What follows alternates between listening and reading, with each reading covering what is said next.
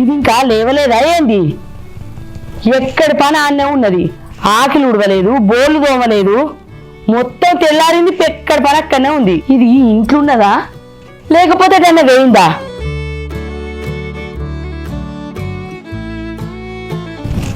పద్మా, పద్మా,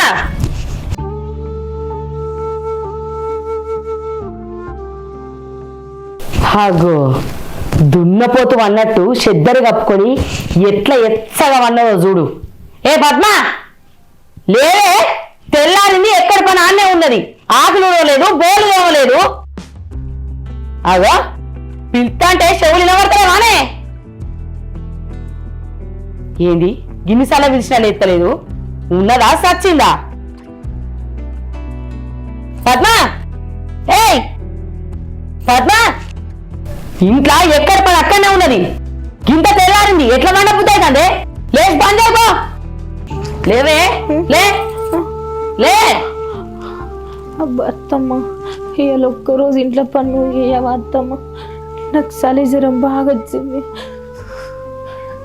ఏందే నేను పని చేయన్నా? ఇదేమన్నా నీ అవ్వగారిల్లు అనుకుంటారా పండుటానికి?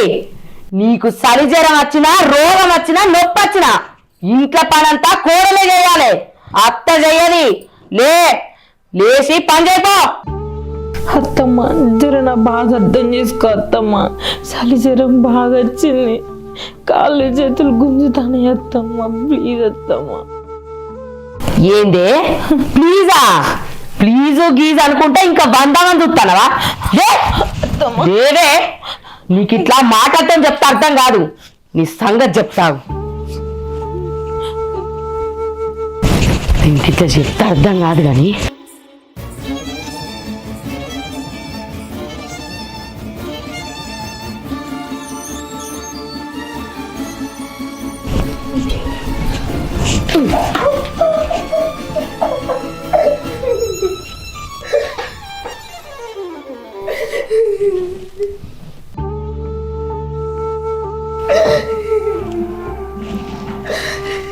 ఇప్పుడు చలి పెట్టది, గిరి పెట్టది.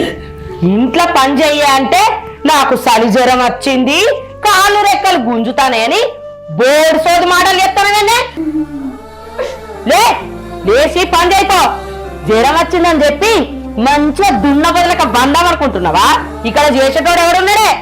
లేవే, చెప్పుతా అంటే ఇంకో అట్లనే అంటాను.